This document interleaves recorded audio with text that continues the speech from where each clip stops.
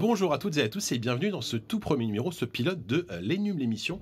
Alors l'Ennum l'émission, qu'est-ce que c'est? C'est un rendez-vous mensuel qu'on va essayer de faire assez régulièrement, préparé par la rédaction des Numériques.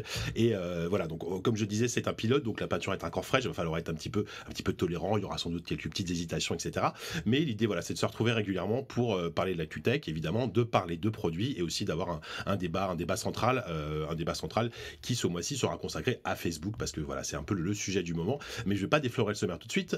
L'idée, c'est aussi de faire ça dans la bonne humeur et la joie, avec notamment pas mal de chroniqueurs des numériques, de journalistes des numériques. À ma gauche, il y a Corentin. Bonjour Corentin. Bonjour à tous. Il y a Florian également. Bonjour Jika. Bonjour Florian. Bonjour Rémi également. Bonjour. Et bonjour Mathieu. Salut tout le Rémi, monde. t'es timide. Je me chauffe. Doucement. Voilà. Il faut préciser que Rémi avant l'émission était complètement on fire et là tu non mais c'était, je me suis échauffé et là je monte doucement. Je suis un diesel. Ça se voit, effectivement. Donc voilà. Donc nous allons parler en actualité ce mois-ci des smartphones gaming. Et oui, je pense qu'on va beaucoup rigoler, notamment avec le Nubia Red Magic qui vient d'être annoncé. Mathieu va nous parler de Google Maps et des fast-food. Moi je vais vous parler de mon petit ma petite perversion, une console rétro, la Mega Drive Mini, et Florian va nous parler du déclin du téléchargement musical. Parce qu'il s'agit aussi d'être un peu chiant de temps en temps. Exactement. Merci Florian. Ensuite, donc, comme je disais, on va parler de Facebook, on va faire le point avec Mathieu sur la fameuse affaire, évidemment, Cambridge Analytica, qui secoue Facebook depuis quelques semaines maintenant. On va essayer de vous résumer un peu tout ça, et on va ouvrir le débat sur les conséquences pour Facebook. Nous, qu'est-ce qu'on en pense? Est-ce que ça nous touche directement? Comment on peut voir l'avenir du réseau social de Facebook en général et des réseaux sociaux en général, pardon. Ensuite, ce sera l'heure de la rubrique produit avec Corentin qui va nous présenter une magnifique batterie. Alors ça a l'air chiant comme ça. Alors, mais vous inquiétez pas, c'est presque intéressant. Je vous promets. Corentin va nous parler Rémi va nous parler du Xperia Z2. Florian va nous parler d'un casque à conduction osseuse. Et ouais mon gars. Le mec va être chiant du début à la fin. Et on aura un truc de malade. On aura un petit nouveau, parce qu'en fait, je vous l'ai pas dit, mais on va aussi tourner un petit peu pendant l'émission. On a Pierre qui va venir nous présenter un PC portable de gamer beaucoup trop cher et beaucoup trop puissant. Et pour terminer, on aura notre petite rubrique culturelle, 1 minute chacun pour présenter un film, une expo, ce que vous voulez. Donc là, je vais pas déflorer les surprises. C'est culturel finalement ou c'est cul? Non, c'est culturel. Voilà, bon, on avait fait des blagues avant, mais on dira pas qui, parce que bon. Mathieu, tu dois enlever ton sujet maintenant. Il ne correspond plus du tout à la ligne édito. Tout de suite, on va commencer par notre première actu. Rémi, tu voulais nous parler d'un smartphone. Oui, parce qu'on précise que tu es comme chef de service mobilité sur le numérique. Donc les sujets à trait au smartphone, c'est un peu toi, entre autres. Tout à fait. En fait, c'est pas tant d'un smartphone en particulier que je voudrais parler, c'est plus en fait de la mode qui commence à apparaître des smartphones gaming. Donc, ça avait commencé un peu avec le Razer Phone l'année dernière. Donc c'était juste en fait un smartphone classique qui a été lancé par Razer, qui est une marque bien connue des joueurs. Bah ouais, clavier souris essentiellement. Voilà. Des PC et portables même aussi. des PC des casques, portables. exactement. Des casques. Des casques. Donc on va pas tout faire non plus dans le catalogue, merci. Et une batterie externe aussi. Tout à fait. Donc voilà, merci de pourrir ma minute. Mais le truc en fait, c'est que on sort des smartphones donc pour les joueurs sans qu'il y ait de réelle plus-value dans le produit qui indique que le produit est meilleur pour le jeu. C'est juste en fait des smartphones haut de gamme avec des couleurs souvent un peu moches. Et là, c'est vrai que ce qui est marrant, c'est le Red Magic de Nubia, donc de ZTE, qui est vraiment le truc gamer par excellence, c'est-à-dire un truc gros, massif, et surtout avec un néon à l'arrière qui peut produire des couleurs. Du RGB, voilà. Là, on est vraiment dans le produit gamer, en fait, c'est vraiment ça, quoi. Aujourd'hui, on sent que les gens du marketing ont vraiment creusé l'affaire, et on a quelques joueurs quand même autour de la table, et effectivement, on est tous fans de néon. Moi, j'ai déjà commandé, s'il n'y a pas de néon, j'achète pas. Voilà. Donc, je pense que ça va très bien marcher, d'autant que c'est une plateforme qui date d'il y a un an, donc qui est loin d'être la plus puissante. C'est ça qui est assez incroyable. C'est ça. Alors moi, ce que je comprends pas, c'est qu'est-ce que c'est un smartphone gamer? Ok, ils ont mis du RGB, mais c'est moins puissant qu'un smartphone haut de gamme de 2018. Donc alors là, celui-ci, oui, puisqu'on est sur un Snapdragon 835 qui est le SoC haut de gamme de 2017 entre guillemets, et aujourd'hui, donc c'est pas la puce la plus puissante du marché, même si ça suffit pour jouer un peu à. Est-ce que tu peux jouer à Fortnite à la PUBG? On peut jouer à Fortnite et à la PUBG sans problème, mais en fait, on sent que c'est plutôt cet engouement pour les jeux mobiles mobile et ce passage de gros jeux qui étaient au départ des jeux d'ordinateur ou de console. Rémi découvre les jeux vidéo. Ouais. Voilà, tout à fait, qui passe donc sur mobile et on a donc cette vague de smartphones dédiés aux jeux, mais qui sont finalement rien d'autre que des smartphones haut de gamme. En fait. Il y a quand même une prise en main particulière, un truc un grip ou quelque chose qui te permet. Oui, on peut trouver. Bah alors le Nubia, je l'ai pas eu en main, mais effectivement, il a prise en main dégueulasse. Ouais. Le Nubia a l'air d'être un peu, enfin, est censé en tout cas être adapté, à une prise en main pour le jeu. Le Razer Phone possède 2 enceintes frontales qui sont plutôt intéressantes, mais c'est pas. Le Razer Phone, il a l'écran 100 Hz aussi qui peut apporter quelque chose. Qui peut apporter si on y croit en fait, surtout. Mais faudrait que Pierre vienne parce que c'est le seul à défendre ce smartphone à la rédac. On se souvient quand même que Acer avait fait une superbe tablette aussi gamer. C'est vrai. Et en parlant de prise en main, ce qui était particulièrement intéressant, c'est que non seulement les gamers aiment les néons, mais ils aiment aussi les angles un peu comme ça, qui font mal aux mains. Voilà, qui font mal aux mains. Et cette tablette qui était très particulière, puisqu'on ne pouvait pas la tenir, puisque les angles rentraient dans la paume. Donc on peut dire qu'il y a quand même du progrès. On fait des smartphones qui n'ont toujours aucun intérêt du point de vue gamer brut, mais on sait faire des smartphones qu'on peut tenir maintenant. Et au-delà de ça, je pense qu'il faut vraiment insister sur le fait que non seulement le chipset est vieux, mais en plus il n'y a absolument rien de custom dedans. Si... Non, non, je peux pas te laisser dire ça, je suis désolé Florian, puisque ils ont annoncé un Gamer Boost qui va permettre d'adapter les performances soi-disant de la RAM, puisqu'il y a 8 Go de RAM, pas moins que ça. 8 Go. Voilà, donc c'est ce que je disais, il n'y a absolument rien de custom dans le truc. Je suis désolé, moi je préfère me laisser avoir par le marketing. C'est ton choix. Je me rappelle que tu es journaliste. Mais... Ah oui, c'est vrai, pardon. Vas-y, pour terminer peut-être. Ouais, et ce qui est intéressant, c'est que non seulement en plus, il n'y a pas d'implémentation particulière du SoC, mais c'est ZTE qui, il y a pas très longtemps, s'est fait bannir d'acheter du SoC Qualcomm, donc ça va être probablement le dernier smartphone ZTE avec un SoC Qualcomm, et ils ont choisi un 835. Alors, prétendument, c'est pour gagner de la batterie, sauf que déjà, t'as un néon qui te bouffe de la batterie, et le 845 qui est sorti plus récemment n'est pas beaucoup plus énergivore alors qu'il est plus puissant. Du coup, il y a vraiment eu un positionnement très compliqué et pas vraiment justifié sur ce smartphone. Juste une petite question, parce que tout ce qui est gaming sur le marché du PC, etc., ça coûte plus cher que les machines normales. Est-ce que ces téléphones, du coup, ils sont plus chers que Non, je crois pas. J'ai vu qu'il était à 500 euros. Ils sont toujours plus chers que ce que t'as envie de mettre dans un téléphone comme ça. Voilà. Je pense que c'est la meilleure réponse qu'on puisse trouver à cette question, effectivement. Merci Rémi. Merci pour vos interventions. Mathieu, tu vas nous parler. Alors, Google Maps, Fast Food, McDo, explique-nous. Alors, ça n'a rien à voir avec les téléphones pour joueurs. En fait, c'est juste une petite annonce toute petite de Google la semaine dernière qui expliquait et qui teste aux États-Unis en fait sur Google Maps une nouvelle manière d'orienter les gens plutôt que de leur dire dans 100 mètres tournez à droite sur l'avenue du Général Leclerc. Et à droite derrière le McDonald's, prenez à droite. Par exemple, ou quand vous voyez le KFC, tournez à gauche. Et ça se produit un peu quand même, c'est chaud quoi. Alors on va y venir, mais du coup moi je trouve ça hyper malin parce que souvent quand on est au volant, quand on nous dit à 100 mètres tourner à droite, ça peut être source d'hésitation au volant, et les GPS pour ça c'est un peu embêtant parfois. Là c'est beaucoup plus clair, même si on nous dit ça peut être des points d'intérêt. Alors le fait est que ça se déroule aux États-Unis ce test, donc il y a des fast-food un peu partout, donc ils servent de ça. Ça peut aussi être derrière un monument, quelque chose comme ça. Mais c'est ça. Alors du coup là l'annonce de Google c'est vraiment que des fast-food ou ça peut être d'autres types d'enseignes? Ça peut être d'autres. Oui, ils ont cité un McDo parce que le fait est que comme aux États-Unis il y a des les points d'intérêt, ça reste quand même des fast-food. McDo, c'est sûr. Aux États-Unis pour autre chose que ça. En même temps. Donc il y a KFC, il y a McDo, il y en a plein d'autres. En France, on dira tourner à droite après la banque, le coiffeur ou la boulangerie. Ça peut être ça, voilà. Ça peut être typiquement ça. Ça peut être aussi un monument historique, quelque chose, n'importe quel point d'intérêt. Du coup, c'est plus simple pour la navigation. Après, il faut faire attention aux dérives. C'est directement à ce à quoi on a pensé. Il faut pas que le système devienne au McDo tourner à droite. D'ailleurs au McDo actuellement le menu Best of Big Mac est en promo quoi. Si on va être totalement parano, c'est derrière ce McDo qui sert de fameux Big Mac. Voilà, sachant que Google, Waze appartient aussi à Google, et dans Waze il y a déjà de la pub géolocalisée qui se déclenche régulièrement quand on conduit. Peut-être qu'inconsciemment tu vas dire vas-y, en fait j'ai envie d'un McDo, tu vois. Au bout d'un moment tu comprends pas pourquoi. Moi je sais tous les vendredis s'il me dit tourner à droite au McDo, je vais aller dans. Je pense à toi Rémi notamment, là ça va être compliqué au drive. D'accord, mais du coup, ils ont réagi à cette polémique. Je sais pas ils n'ont pas du tout répondu. Comme d'habitude, ils ont répondu que ça fait partie d'une vague de tests et que c'est pas forcément quelque chose qui sera implémenté partout, etc. Pour le moment, c'est que aux US. C'est que aux US.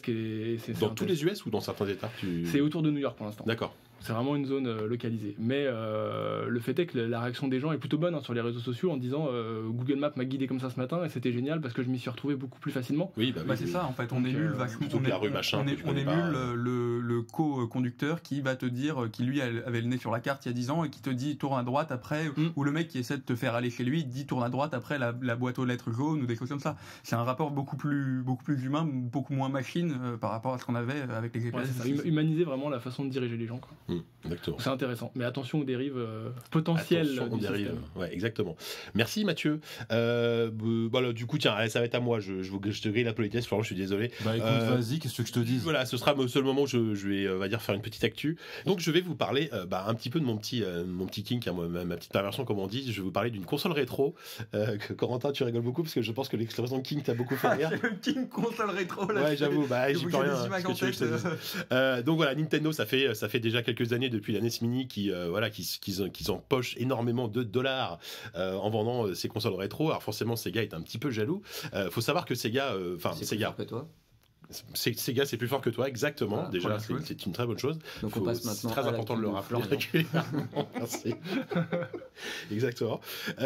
Donc Sega, ils ont annoncé pas plus tard que cette semaine qu'ils allaient fabriquer une Mega Drive Mini. Et là, tout le monde s'est dit, ouais, tout le monde a levé les bras. Enfin, une vraie Mega Drive, puisque jusqu'à présent, ces trucs-là existaient déjà. Ça s'appelait les flashbacks HD, ce genre de choses. C'était construit par AdGames, une société externe qui fabriquait des consoles Mega Drive avec 80 jeux Mega Drive, etc. Mais souvent c'était vraiment pas bon, c'est pour pas dire autre chose, c'était en plastoc un peu cheap, l'émulation était mauvaise, l'image était mauvaise, il n'y avait pas grand chose à sauver. Donc là tout le monde s'est dit ouais super, enfin Sega a compris, ils vont faire comme Nintendo, ils vont faire un produit nickel et tout super propre avec que des bons jeux. Mais sauf qu'on a appris derrière que c'était AdGames qui allait fabriquer cette nouvelle Mega Drive. Donc là tout le monde a dit mais quoi, mais non, mais c'est pas possible. Donc voilà, alors non, tout le monde n'a pas dit ça. Tous les gens la plupart des gens n'en ont pas entendu parler. En fait. Oui, c'est ça. Moi j'ai entendu tout le monde le dire à un moment comme ça, c'était Twitter, super intéressant. Ouais, c'est ça. Et donc AdGames a quand même conscience un petit peu qu'ils n'ont pas une très bonne image, donc ils ont essayé de rassurer tout le monde sur les réseaux sociaux en communiquant, en disant oui, vous allez voir, là on va vraiment faire un produit tip top, etc.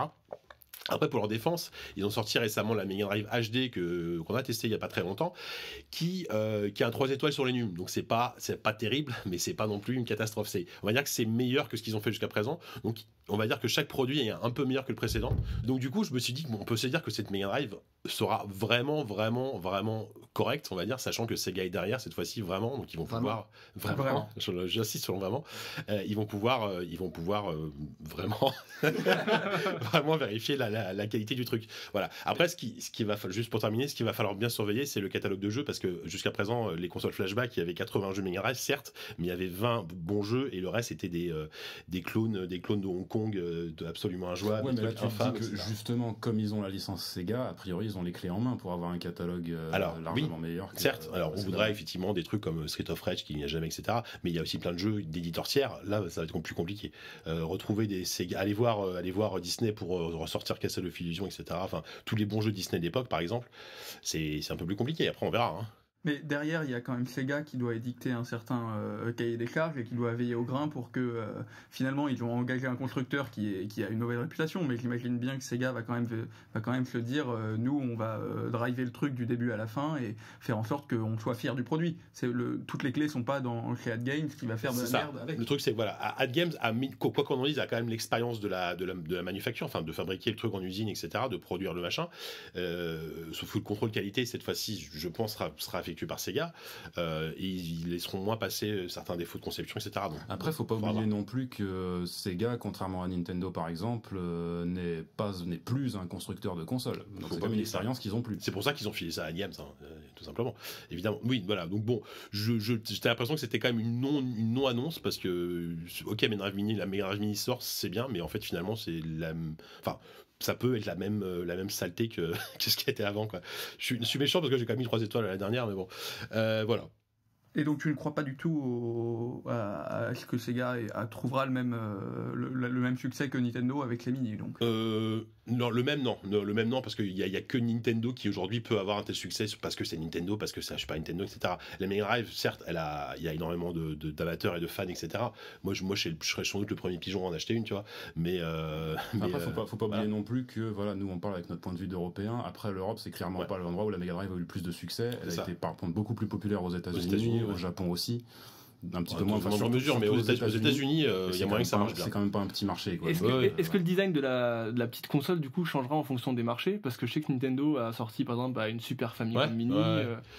Déjà, elle va être rebrandée de Genesis forcément aux États-Unis. D'accord. Et de mémoire, le design était le même a priori à l'époque, entre la Genesis et la Mega Drive, c'était le même. Donc a priori, il y aura pas je pense qu'il y aura pas de différence. Mais ça, et le port cartouche sera fonctionnel ou pas? Ça, on ne sait pas. Parce qu'en fait, elle va vraiment être toute petite, plus petite que les précédentes, où il y avait le port cartouche fonctionnel. Vu la taille des donc là, à un moment donné, le port cartouche, on va s'asseoir dessus, il y aura 30 jeux inclus, et voilà. Mais je préfère 30 bons jeux plutôt que 80 jeux nuls, quoi. Petite, ça va.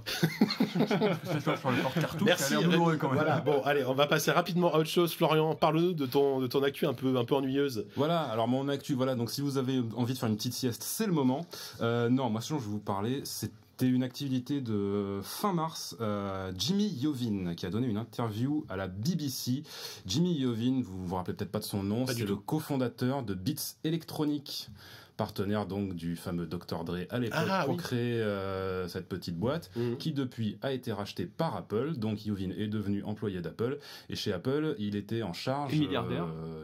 Ça il était déjà avant je pense, mais chez Apple il était notamment en charge du lancement d'Apple Music qui pour rappel était fondé sur le service Beats Music.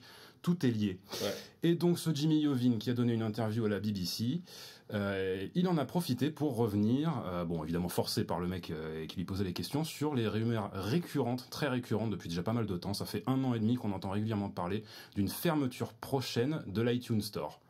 Alors, cette information, Iovine, évidemment, il s'est bien gardé de la confirmer, mais de façon fort surprenante, il a quand même concédé que sa fermeture prochaine était inévitable. Et et c'est quand même une admission assez étonnante du fait que tout le monde, chez Apple en tout cas, on a bien conscience que le téléchargement à l'acte de musique, ça a vraiment plus du tout le vent en poupe. Non, mais en même temps, est-ce que ne pas en avoir conscience, c'est pas un peu être comme complètement largué? Alors d'un côté, évidemment, il y a plus que la Fnac qui croit encore qu'on peut vendre des CD et vendre même du dématérialisé. MP3 à unité. Ouais. Alors justement, le truc qui est marrant là-dessus, c'est que en fait, le marché dématérialisé, on a tendance à croire aujourd'hui que ça vaut plus rien. Faut se rappeler quand même que sur les dernières données qu'on a pour la France, qui concernent l'année 2016, le marché physique c'était encore 60% du marché de la musique.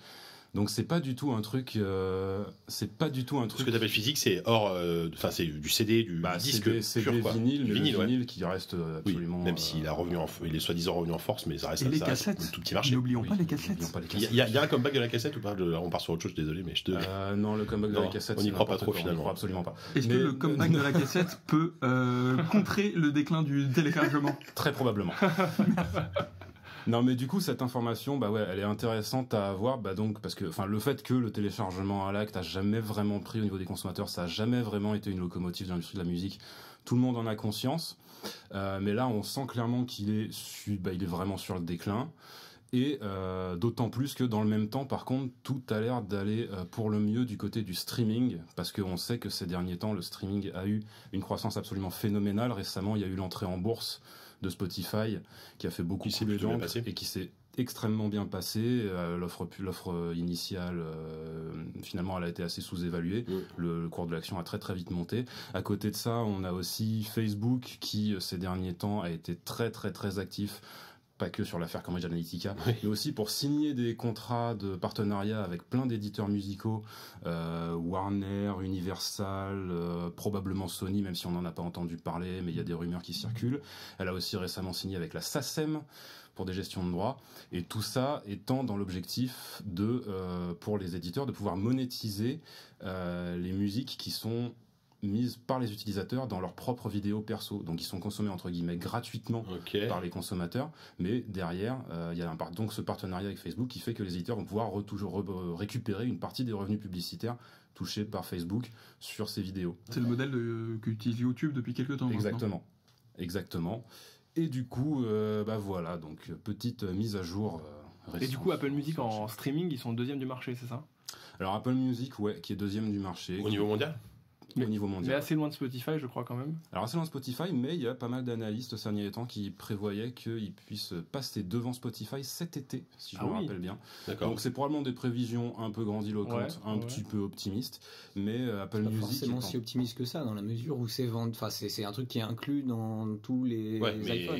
Ouais, après, on parle d'utilisateurs actifs, payants, enfin, tu vois. Ouais, mais justement, on sait que les clients d'iOS sont ceux qui dépensent le plus.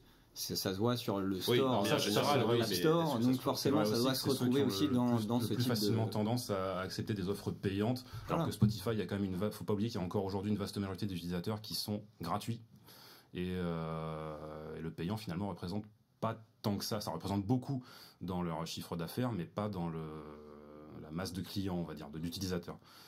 Donc, à titre perso, j'étais hyper étonné, moi, quand Apple a annoncé qu'ils lançaient Apple Music, que c'était intégré sur les terminaux iOS, etc. Je me suis dit, bon, ça remplacera, ça aura du mal à concurrencer un Deezer, un Spotify, etc. Et en fait, ça a été quand même assez vite, hein, Apple Music. Aujourd'hui, c'est plus de 30 millions, je crois, d'abonnés. Après, ils ont des arguments. Enfin, je crois qu'en termes de catalogue, je sais pas, ils sont meilleurs que les autres, mais ils ont des trucs tout bêtes. Mais je crois que c'est les seuls à avoir les Beatles, par exemple, sur. C'était le cas au début, en tout cas. Plus, je crois que les Beatles, pendant longtemps, ils avaient exclu sur pas mal d'artistes. En gros, ils ont un catalogue qui est parfaitement comparable à celui de Spotify, qui est exhaustif, quoi. Il y a minimum comparable ou presque. Certes. Et on ne parle pas et MySpace dans tout ça. Ah. T'allais faire la MySpace, merde. Donc, j'allais faire le service de Napster. Musique haute fidélité lancé par un... Cobuzz. Cobuzz, ouais. Non, pas de Cobuzz, lancé Tidal. par un... Tidal, voilà. Ah oui, ça marche très très bien, ça aussi, ouais. Ok, donc c'est pas l'audio, mais il a fait une tête un peu bizarre, Florian, donc a priori, voilà. Merci beaucoup, Florian. Merci en tout cas, messieurs, pour ces jolies actus. Ça va être le moment de passer à notre sujet central. Et donc, comme premier débat pour ce premier numéro, ça fait beaucoup de premiers, mais nous allons parler de Facebook. Alors Facebook, bien sûr, qui est dans la tourmente depuis plusieurs semaines avec la fameuse affaire Cambridge Analytica. Ça a fait couler beaucoup d'encre, on en a beaucoup parlé. Mathieu, tu as écrit quelques milliers de signes. Quelques petites actus sur le sujet, donc tu as bien suivi le sujet. Déjà, est-ce que tu peux rapidement résumer, pour ceux qui n'ont pas trop suivi, qu'est-ce qui se passe, qu'est-ce qui s'est passé chez Facebook? Ouais, déjà, je pense qu'on en a tous au moins un peu entendu parler, donc je vais pas non plus résumer toute l'affaire, ça prendrait des heures. Tout le monde a vu cette tête de Mark Zuckerberg face au Congrès américain, un peu livide. Là, l'image a été beaucoup reprise. On va essayer de savoir si Mark Zuckerberg est un robot ou pas, finalement. Oui. Ça, c'est une bonne question.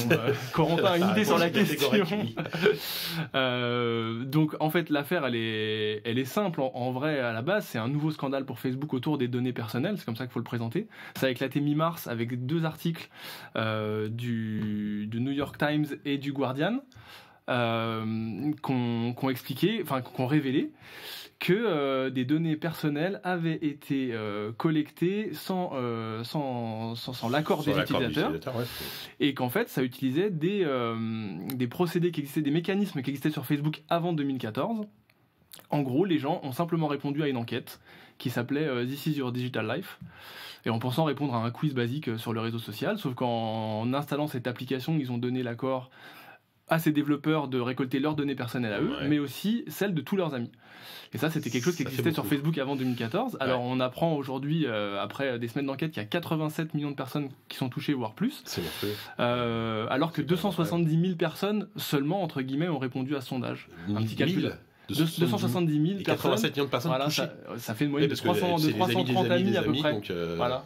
Donc en fait, il y a des gens qui ont quand même répondu à un sondage sur leur vie numérique. Voilà. Sur Facebook. Je préfère dire numérique. T'as le droit. Voilà. Et qui sont aujourd'hui surpris qu'on ait récolté des données.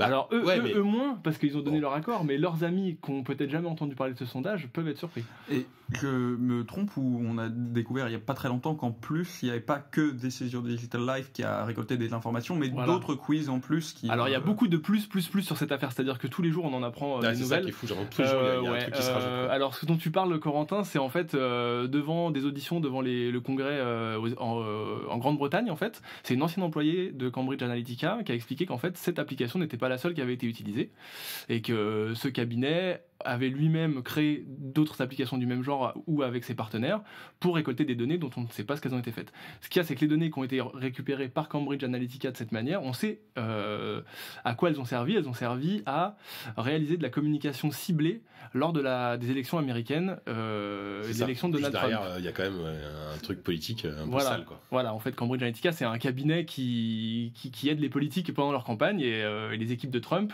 Trump n'était peut-être même pas au courant, mais enfin, les gens qui s'occupaient de sa campagne ont fait appel à leur service pour cibler des campagnes sur les réseaux sociaux parce que, de toute façon, Trump, c'est le président Twitter, on le dit assez, et sa campagne a beaucoup marché comme ça. Mais moi, je pose une grosse question de noob. Pourquoi finalement, pourquoi on en veut plus à Facebook qu'à Cambridge Analytica dans cette histoire? Peut-être que Facebook n'était même pas au courant de tout ça. Je sais pas.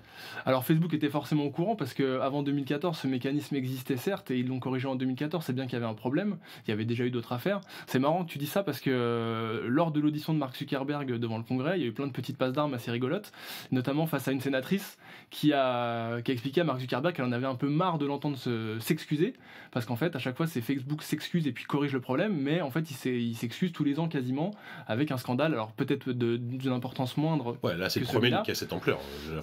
Et puis on arrive à un moment, je pense, de la vie de Facebook où de plus en plus de gens ont pris conscience en fait de l'importance de leurs données personnelles et de leurs valeurs, et puis ça choque. Et là c'est vrai que médiatiquement ça a été très repris. Donc ça fait un gros ramdam, et puis il y a énormément de choses qui se passent autour de ça. L'action Facebook forcément elle a plongé jusqu'à moins 20%, aujourd'hui elle est à moins 10 à peu près par rapport à sa valeur d'avant les révélations de l'affaire. Il y a pas mal d'actionnaires, de groupes d'actionnaires assez puissants qui mettent maintenant pression pour que Mark Zuckerberg lâche au moins un des 2 postes qu'il a chez Facebook. Enfin c'est pas une petite affaire, c'est une affaire qui est grosse et qui en plus génère quelque chose d'encore plus gros autour des données personnelles, et qui fait qu'aujourd'hui c'est le sujet numéro 1 de la tech depuis 3 semaines, on n'en sort pas. On en parle. Mais du coup, à moyen et même à long terme pour Facebook, est-ce qu'on pense, la question que tout le monde se pose, c'est est-ce que ça peut tout simplement tuer Facebook? Est-ce qu'un scandale pareil peut à terme, soit faire quitter les gens qui quittent Facebook, ou soit carrément mettre à mal le modèle économique de la société? Il faudrait pour ça voir si beaucoup de gens ont supprimé leur compte déjà suite à cette affaire. J'ai du mal à le croire, mais on n'a pas ce genre de stats. Mais on a un sondage sur le numérique. Oui, alors on a fait effectivement, il y a eu des sondages qui ont été faits sur les numériques pour avoir un peu votre avis par rapport à cette affaire. On en a fait plusieurs. Déjà les lecteurs du numérique, vous qui nous écoutez, n'êtes pas forcément très réseaux sociaux, parce que vous êtes quand même 36 à 40% à ne pas les fréquenter, ou en tout cas pas Facebook. Ça faut le savoir. Voilà, 45% des gens qui le fréquentent sont prêts aujourd'hui, des lecteurs des numériques sont prêts à le quitter suite à cette affaire, envisagent en tout cas la suppression de leur compte en se disant c'est peut-être aller trop loin maintenant. Donc est-ce qu'on quitterait pas Facebook maintenant? Est-ce que c'est pas le moment? 15% seulement disent ne pas pouvoir s'en passer. Ce qui est faible. Ce qui est très faible. Après, c'est la représentation des lecteurs des numériques qui sont des lecteurs très informés, qui sont des amateurs de tech, etc. Donc Facebook, c'est aussi un réseau sa force, c'est aussi d'être hyper populaire et d'être utilisé par des gens qui, c'est ultra grand pour public, lesquels Internet des fois rime avec Facebook, quoi. Donc en général, c'est le seul réseau social où en gros tout le monde est inscrit. Les autres, ils ont tous une spécificité. Twitter, etc.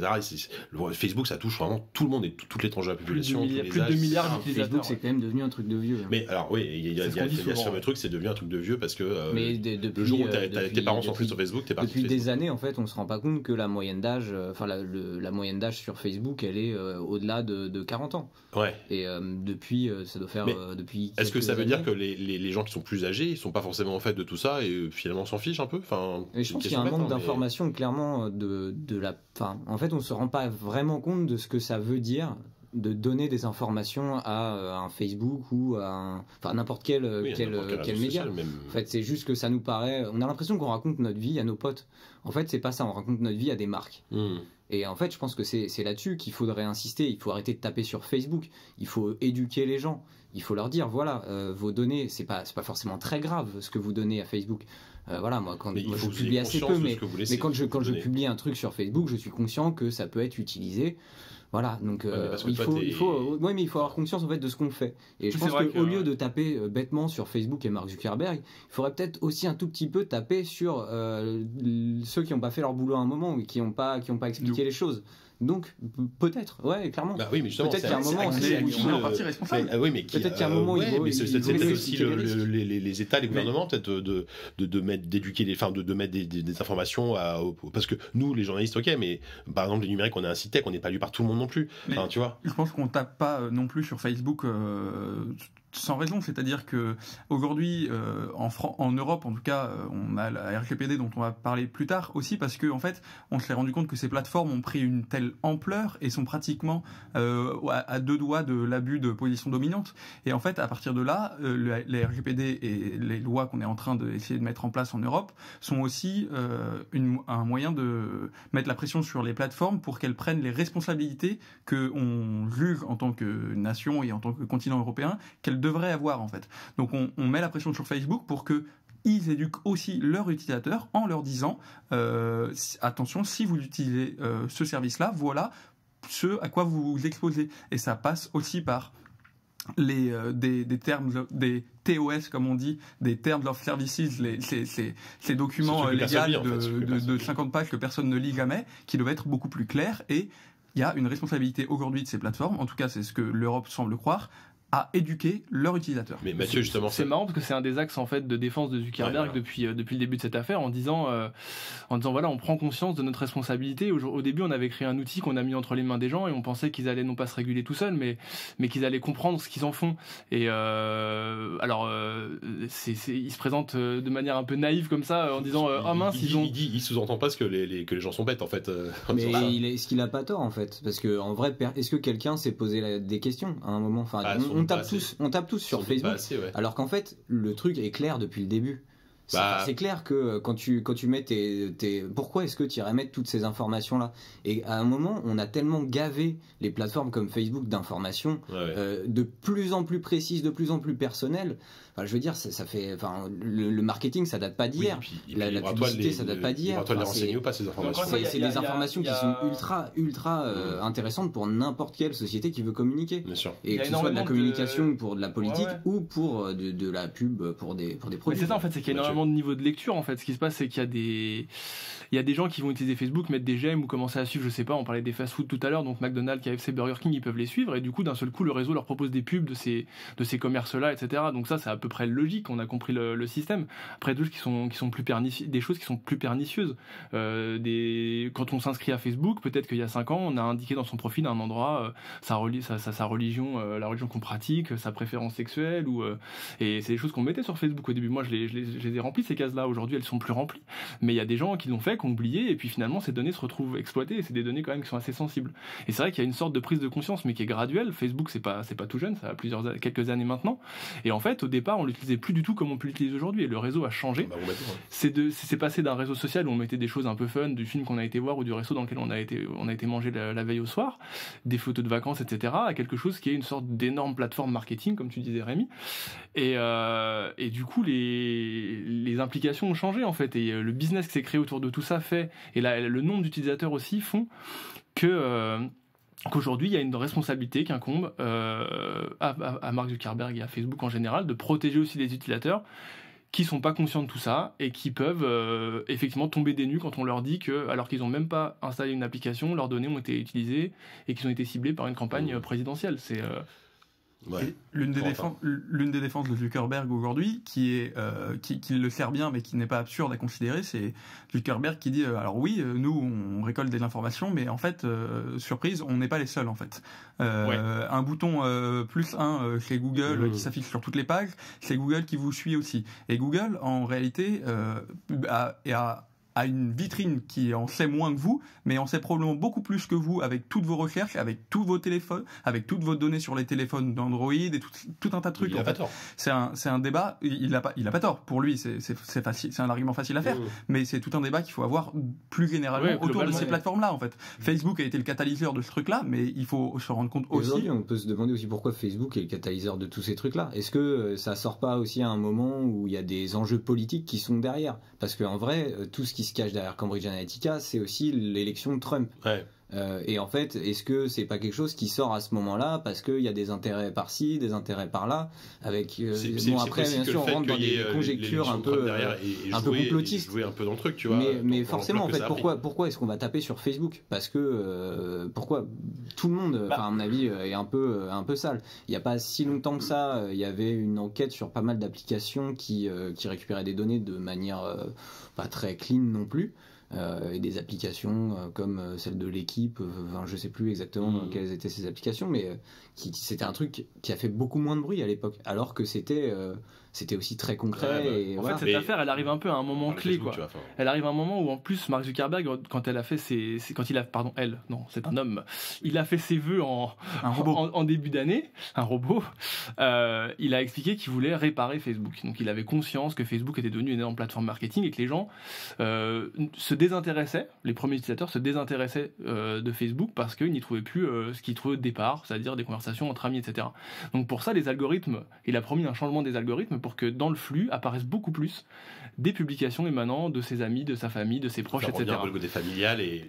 Enfin, Donc ouais, il avait franchement. déjà conscience du truc. Donc l'affaire arrive un peu après tout ça et on remet une couche sur le mauvais côté de Facebook. Et puis comme tu disais sur l'élection de Trump, c'est un événement marquant pour la politique et voilà. Et on se rend compte que dans les élections présidentielles aujourd'hui, les réseaux sociaux servent à manipuler quelque part les opinions.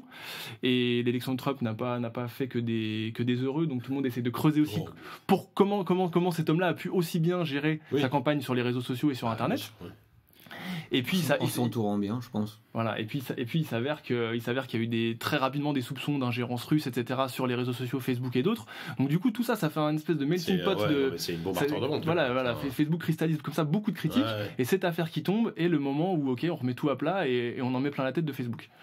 Mais Cambridge Analytica, c'est très difficile à dire. Cambridge facile, Analytica, à écrire ou aussi, pas, je te rassure, quand je l'écris dans les news, des fois j'ai un peu de mal. ça arrive aussi à un moment où, on en parlait tout à l'heure, où l'Europe va appliquer la loi RGPD, la Réglementation Générale de Protection des Données, si je ne me trompe pas, C'est bien.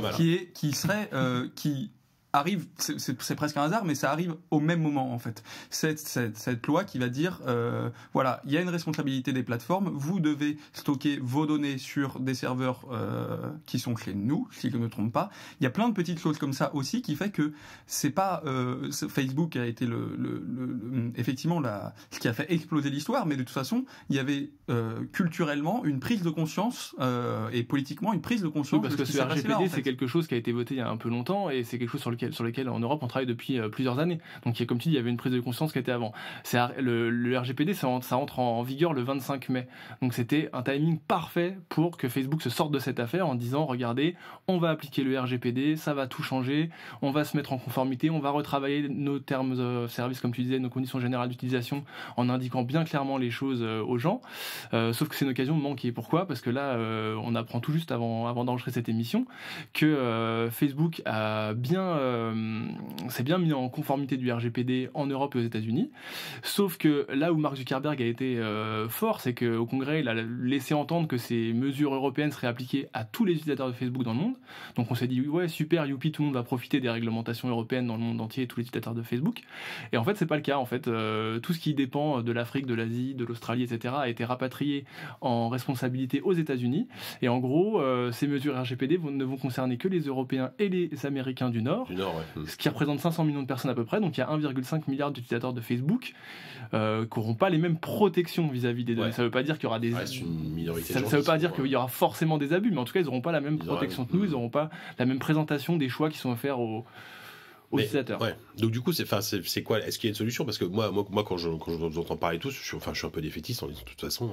Il y a la solution du réseau payant. Je pense que Rémi a raison en disant à un moment évoquée. donné, il faut que les gens, faut aussi avoir conscience de ce qu'on met sur ces choses-là. Mais même chez Google ou pareil, que ce soit Google ou Facebook ou autre chose, voilà. Ouais, mais en fait, en ce moment, on a l'impression qu'on essaye de rendre plus responsables les entreprises et dans ce qu'elles font et dans ce qu'elles font de nos données. En fait, est-ce qu'il faudrait pas plutôt venir responsabiliser les gens ? Ouais. Parce que, en fait, si toi t'as conscience de tiens, là je vais mettre ça, mais bon, peut-être que finalement c'est pas une bonne idée parce que ça peut être pris, ça peut être utilisé. Donner aux gens quand même aussi les clés de ce qu'ils font. Enfin, il y a un moment où on peut pas toujours dire c'est eux les méchants, ils nous ont volé nos données. Alors pour le coup, ça fait des années qu'on leur donne toutes les infos sur notre vie. Ouais. Pour le coup, les nouvelles dispositions de Facebook, justement liées au RGPD, où ils expliquent comment fonctionne la collecte des données, est-ce qu'on accepte, est-ce qu'on n'accepte pas, c'est beaucoup plus clean qu'avant, c'est-à-dire que c'est beaucoup plus compréhensible. Surtout que c'est ça en fait. En quelques phrases, on comprend très vite. Vos données seront utilisées pour le ciblage publicitaire, vous le voulez pas. Voilà. Après, il y a des choses qui sont aussi dommages. Par exemple, dans le RGPD, les parents sont censés donner leur autorisation pour leurs enfants, pour que leurs données puissent être exploitées, jusqu'à 15 ans par exemple en France. Donc on s'est dit super. À partir de 15 ans, un enfant peut choisir. Un enfant peut s'inscrire sur Facebook logiquement à partir de 13 ans. Oui, ils sont inscrits bien avant généralement, mais voilà. C'est pas les parents qui et en créent, France, la majorité numérique a été définie à 15 ans, donc c'est-à-dire qu'avant 15 ans, pour que Facebook puisse exploiter ces données, ils sont censés avoir l'accord des parents. Tout le monde s'est dit super, les parents ils pourront comme ça jeter un œil sur ce que font leurs enfants et puis dire oui ou non. Et en fait, les enfants sont plus sur Facebook, de toute façon. On a un train de retard. C'est vrai que c'est un réseau de vieux. Non, mais clairement, tu parles de Facebook aux jeunes, ça fait mal de dire ça à mon âge, mais à ceux qui sont plus jeunes en tout cas, et aux ados et tout, ils utilisent plus Facebook. Ouais. Je termine juste mon point rapidement, c'est qu'en fait Facebook a implémenté le truc un peu à l'arrache, c'est-à-dire que rien n'empêche à un jeune de créer une deuxième adresse email et de dire c'est ça mon référent. Du coup, un mail est envoyé à cette deuxième adresse email référent en disant acceptez-vous que votre enfant fasse ça sur Facebook. Oui, ok. Enfin, donc il y aura toujours moyen de contourner données soient exploitées pour du ciblage publicitaire. Oui, c'est fini quoi. C'est presque aussi efficace que les fenêtres pop-up qui te demandaient il y a 10 ans quand t'allais sur un site si tu avais plus de 18 ans. D'ailleurs, tu vois qu'il y a beaucoup de sites aujourd'hui, qui sont critiqués dans le porno pour ne plus même afficher ces pop-up là. En fait, on se rend compte qu'on met en place des lois. Tu te rends compte, toi? Non, pardon. je lis des articles, figure-toi, et je m'informe. À la source. Voilà. Merci. Oui, s'il y avait pas d'hypocrisie, mais en fait, c'est juste que c'est trop. C'est un travail monstrueux que d'aller vérifier tous les sites. C'est ça qui va être difficile aussi, c'est de suivre. Tu parlais des solutions, c'est vrai que c'est l'éducation. La première, la deuxième, ça a été évoqué, c'est de rendre Facebook, avoir une version payante de Facebook. Quelque chose qui a été évoqué par Sheryl Sandberg et par Mark Zuckerberg en disant, en gros, on des messages. Attention, Facebook va devenir payant si tu ne partages pas à 18 personnes. Alors ça, oui, ne répondez pas à ces chaînes, c'est pas bien, c'est mal. Mais du coup, on a fait un sondage aussi sur les numériques sur la question de savoir si les gens étaient prêts à payer. Et en fait, non, évidemment.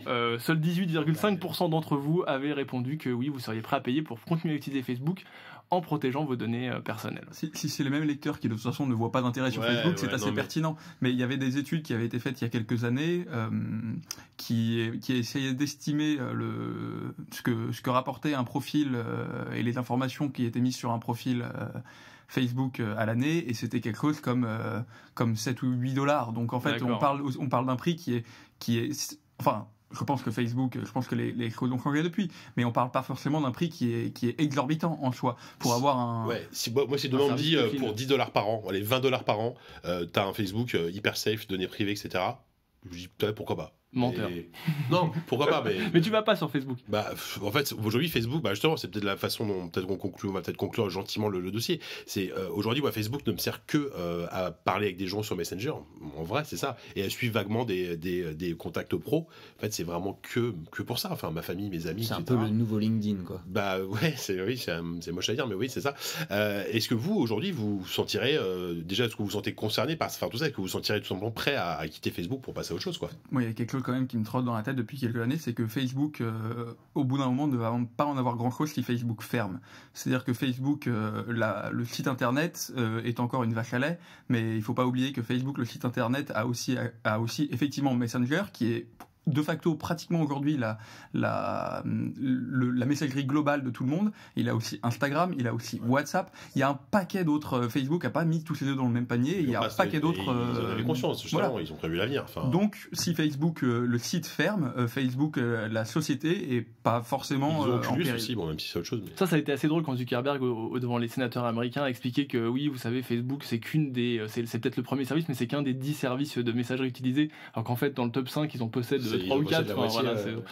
Donc non, et c'est vrai qu'ils ont quand même déjà commencé à préparer la suite après quitter Facebook. À titre perso, j'ai pas voulu supprimer mon compte, j'ai essayé de supprimer tout ce qu'il y avait dessus, enfin la plupart des choses. Et j'ai trouvé un outil en ligne qui m'a aidé à le faire un peu, les publications, etc., les supprimer. Par contre, un tuto d'ailleurs sur l'univers. Et d'ailleurs la requête comment récupérer son historique Facebook ou ce genre de choses sur Google, c'est parmi les premières requêtes actuellement. Donc comme quoi ça touche les gens. C'est vraiment une préoccupation des gens. Mais donc récupérer supprimer les données qu'on a mis et tout ce qu'on a fait sur Facebook, les pouces bleus qu'on a mis, les commentaires qu'on a postés, ça date depuis quand on est inscrit depuis le début du service, ça fait quand même déjà maintenant 8 ans, c'est impossible. Donc c'est soit tu supprimes ton compte, soit tu restes, parce que c'est compliqué. Supprimer des choses à la main, c'est hyper dur. Que tu supprimes ton compte ou pas, t'auras jamais de preuve vraiment réelle que tout est supprimé. Enfin, derrière, c'est un peu le jeu de la donnée numérique, c'est que. Il y a le droit à l'oubli qui est quand même, qui est une loi plus générale. Mais Facebook apparemment crée des profils sur les gens qui ne sont même pas inscrits sur son réseau. Et puis le droit à l'oubli, oublions pas que c'est déréférencé des moteurs de recherche. Ça veut pas dire nécessairement que les données sont effacées. Effectivement. Donc, quitter Facebook.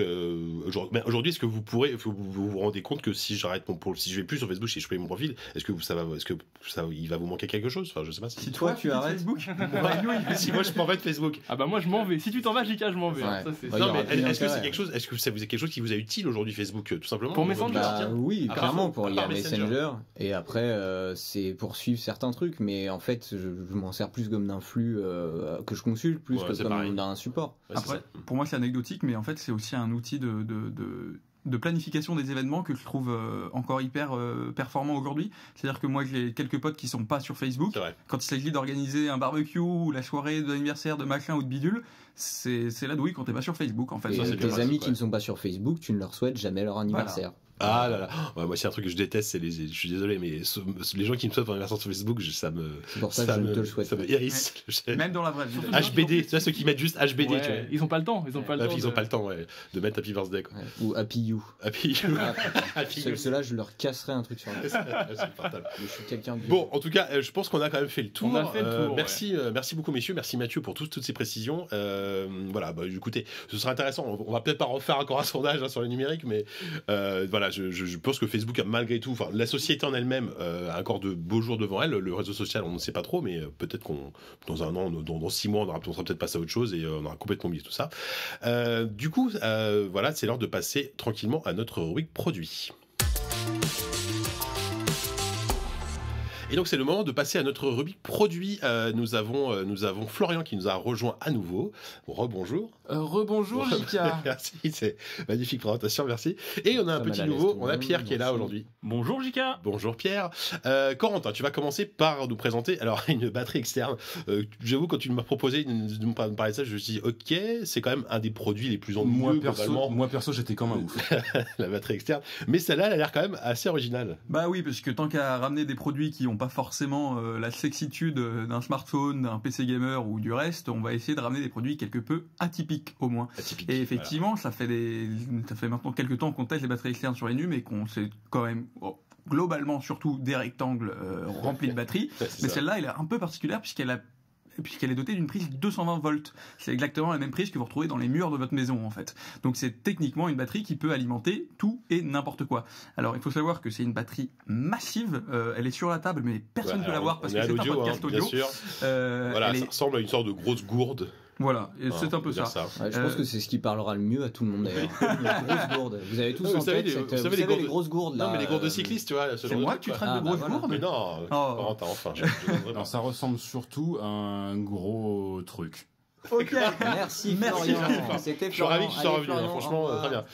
Donc, alors, attends, comment elle s'appelle cette batterie? Elle s'appelle la X-Move PowerGo 220V, 220 volts. 80 watts techniquement. Mais oui, en gros, c'est une batterie de 21 000 mAh qui pourrait être 21 000 mAh, qui pourrait être tout ce qu'il y a de plus traditionnel s'il n'y avait pas besoin effectivement de mettre un transfo 220. Et à quoi ça permet en gros? Techniquement, en plus de charger des batteries, en plus de charger vos appareils mobiles par le port USB, le port, enfin tout ce qu'on attend traditionnellement d'une batterie de ce type-là, on peut le brancher pour alimenter une télé, on peut le brancher pour alimenter une trottinette électrique, on peut le brancher pour alimenter absolument tout et n'importe quoi. C'est-à-dire que si tu pars avec ton OLED 65 pouces en vacances, en camping, tu peux... Il va jouer pendant 3 minutes.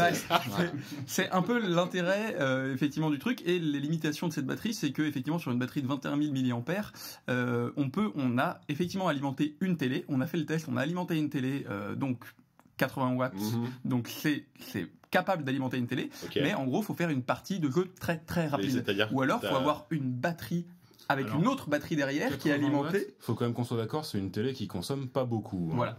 Donc en fait, c'est l'utilité du 220 est pas évidente puisque finalement, tu alimentes pas bien longtemps, tu alimentes des trucs qui sont pas très énergivores. Donc finalement, on se demande pourquoi on a créé une batterie externe qui permet d'alimenter des trucs qui de toute façon n'auront pas vraiment besoin d'être alimentés sur le court. Un ordinateur portable. Un ordinateur portable, c'est pareil, mais on va gagner 20 minutes d'autonomie, et de plus en plus les ordinateurs portables sont alimentés par USB-C, en fait. Ce qui est très intéressant, et ça veut dire que n'importe quelle autre batterie alimentée par USB-C pourrait faire l'affaire. Il n'y a pas besoin d'une prise de 120 volts nécessairement. Oui, sauf que justement, avec l'USB-C, je te rappelle qu'il y a toutes des histoires parce qu'en fait, le connecteur lui-même est normalisé. Par contre, les tensions, les courants qui passent dans le truc, là, c'est un merdier pas possible. Et justement, ça peut être bien de pouvoir brancher son adaptateur plutôt que... Alors après, on est d'accord, effectivement, c'est pour gagner 20 minutes ou je sais pas quoi, c'est ridicule. Sur PUBG, ça te permet de finir top 1. Et ça te permet de faire un top 1. Voilà. L'encombrement de la batterie pour ce que ça va te faire gagner en autonomie est pas suffisamment intéressant, et effectivement l'USB-C c'est le bordel, mais ça veut pas dire qu'on doit... J'essaye de trouver des... Voilà. Bon, attends, on m'a pas dit d'amener des bons produits. Hein.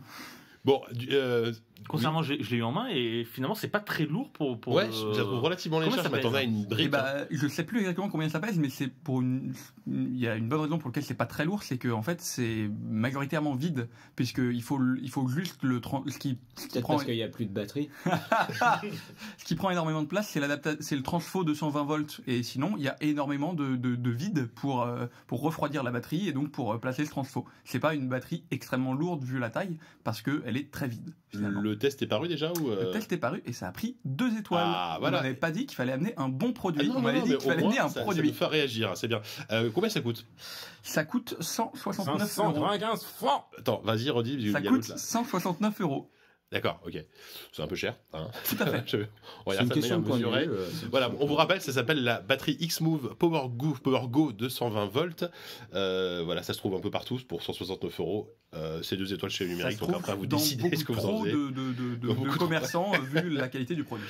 Ok, alors merci Corentin. Peut-être un peu plus d'enthousiasme du côté de Rémi. Je suis connu pour miraculeusement, vous avez testé un Xperia et vous en avez été satisfait. Alors, plus que du produit global dans sa globalité, je dirais que c'est surtout ce qui m'a fait plaisir en tant qu'amateur d'high-tech, c'est de revoir Sony à un bon niveau en photo. Ouais. Parce qu'il faut quand même savoir que Sony fabrique au bas mot des 3/4 ou on va dire au moins la moitié des capteurs qui sont embarqués dans les smartphones. Là je reprécise, on parle du Sony Xperia Z2, un smartphone. Le Xperia XZ2, pardon. Xperia XZ2 et donc de son petit frère le XZ2 compact en fait, qui est la version compacte. C'est malin comme niveau marketing, c'est bien trouvé. Ça a été bien pensé. Là-dessus, il y a du boulot. Tu sens que les mecs c'est des ingénieurs quoi. Ah mais tout de suite. Non mais surtout en fait pour une fois tu sens que c'est des ingénieurs photos qui ont travaillé dessus, ça fait plaisir. Donc je vais pas parler de photos, je pense dans un podcast c'est pas hyper intéressant, mais je le fais quand même parce que moi les conventions voilà. Très peu pour toi. Tout à fait, j'ai arrêté. Et du coup, non, c'est quand même intéressant de voir que Sony revient enfin dans la danse de ce qui est aujourd'hui un peu le point le plus concurrentiel sur les smartphones, et notamment sur les smartphones haut de gamme, c'est-à-dire la photo. Parce que là, on est dans un smartphone haut de gamme. Enfin, au niveau prix, tu ne l'as pas dit encore, mais on se situe à quelle fourchette de prix là ? On se situe dans la fourchette haute. Ouais, donc du coup, à 700, 800 €. On est à 800 €. Et à part la photo, il a d'autres arguments à faire valoir ou c'est juste un photophone ? Alors, sur le Xperia XZ2, c'est plutôt Corentin qui peut en parler puisque c'est lui qui l'a testé, mais oui, il a quand même d'autres arguments à faire valoir. On est quand même sur un smartphone qui tient la route de bout en bout, il n'y a pas de fausses notes particulières. Donc c'est un smartphone qui est quand même recommandable, d'autant qu'il y a encore des grands fans de Sony, notamment en France. Donc c'est un marché quand même assez porteur pour la marque. Mais c'est le compact en fait aussi qui est particulièrement intéressant puisque ça reste un des derniers smartphones petit format. C'est quoi, 4,7 pouces ? On est passé sur du 5 pouces, ils ont atteint la barre des 5 pouces, mais aujourd'hui 5 pouces, donc c'est tout petit. Et surtout, ils sont passés en 5 pouces en 18/9. Tout à fait. Pas oublier ce détail-là. Voilà. Donc, pas d'encoche pour le moment. Pas d'encoche. Non, mais Sony, ils ont généralement un petit temps de latence, donc l'encoche arrivera probablement d'ici 1 an ou 2. Voilà. D'accord, mais du coup, ce que je trouve plutôt rigolo, c'est que, plutôt rigolo. bon, c'est relatif, mais Sony revient parce que c'est vrai que ça faisait quelques années qu'il n'y avait pas eu enfin en tout cas chez nous des bonnes notes, enfin des vraies bonnes notes sur des Xperia. Ça fait plaisir parce que moi je me rappelle en 2012-2013 notamment le Z3 ou le Z2 Compact. Z3 Compact. Voilà, le Z3 Compact a été le dernier smartphone de Sony qui s'est passé entre temps. Pourquoi ils galèrent autant en fait? Ils se sont perdus dans les chiffres en fait, c'est-à-dire qu'ils ont essayé de mettre ce qu'ils avaient de mieux en fait en termes de composants pour la photo notamment, parce que sur le reste ça tenait la route en fait, c'était loin d'être catastrophique sur tout le reste, c'était la photo en fait qui était dérangeante et ils essayaient de mettre ce qu'ils avaient de mieux et ils n'arrivaient pas vraiment à le maîtriser, on a l'impression en fait. Corentin, tu voulais ajouter quelque chose? Ouais, on parle de bonnes notes. Dans le cas du XZ2, il a pris 4 étoiles. Ça veut pas dire que c'est pas un smartphone recommandable, mais effectivement, c'est un bon photophone. Mais si on prend les autres aspects, c'est pas un mauvais téléphone. C'est juste que sur du design ou sur des choses comme ça, on n'est pas non plus au niveau de ce que c'est proposé un Samsung ou un Apple ou ces gens-là en fait. Donc effectivement, ils se sont rattrapés sur le niveau de la photo, mais ils n'ont pas fondamentalement progressé sur le reste, qui fait que ça fait pas un smartphone qui est non plus impeccable à tout point de vue pour un smartphone qui est sorti et vendu en mi-2018. Par contre, la version compacte a l'air d'être peut-être plus intéressante finalement. En fait, la version compacte, ce qui est intéressant, c'est d'avoir un smartphone donc compact, excusez-moi, 5 pouces. Mais qui soit un smartphone haut de gamme en fait, ça n'existe plus et Sony c'est le dernier à faire avec Apple sur les iPhones en fait, donc les versions pas plus, 8, quoi. qui sont des smartphones haut de gamme dans un format compact, quoique ils sont quand même pas si compacts que ça puisqu'ils ont une optimisation qui est quand même légèrement ridicule. Mais au-delà de ça, voilà, c'est les derniers à faire des petits smartphones haut de gamme. C'est le dernier bastion, quoi. Voilà. D'accord. Autre chose à rajouter sur Sony? Non, mais voilà. Moi, je voulais juste dire, j'étais content de les voir revenir dans la partie parce que plus on est de fous, plus on rit. Te voir content, ça fait plaisir. C'est vrai, ça n'arrive pas souvent. C'est pas un peu trop tard pour Sony avec l'arrivée de nouveaux constructeurs? Si, clairement, c'est clairement trop tard pour eux et de toute façon, leur PDG avait annoncé qu'il n'espérait plus grand chose en fait sur le marché des smartphones. Il avait même dit qu'en fait, il continue à faire des smartphones pour être présent encore un petit peu dans la tête des gens le jour où on passerait à quelque chose après le smartphone. Et en fait, c'est juste histoire de rester un petit peu dans le game, comme on dit, et d'exister encore un petit peu. Mais clairement, je pense qu'il n'y a plus d'enjeux commerciaux. Voilà. S'ils veulent gagner de l'argent, Sony aujourd'hui, ils ont PlayStation. Qui doit rapporter c'est ça leur vache à lait, enfin tout petit peu d'argent, voilà. Si on part sur un débat sur Sony, ça va être long, mais même s'ils reviennent aussi sur la télé, c'est un peu chaud. Sur la télé, c'est chaud, mais en même temps ils reviennent bien aussi, mine de rien, avec l'intégration de l'OLED. Ils ont réduit la gamme et tout. Non, sur la télé, ils sont bien repartis en avant. Là. Ouais, bon, bah écoutez, tant mieux pour eux. Hein. Voilà. Merci beaucoup, Rémi. Florian, alors toi, tu es venu avec un casque qui s'appelle le Trex R, c'est ça?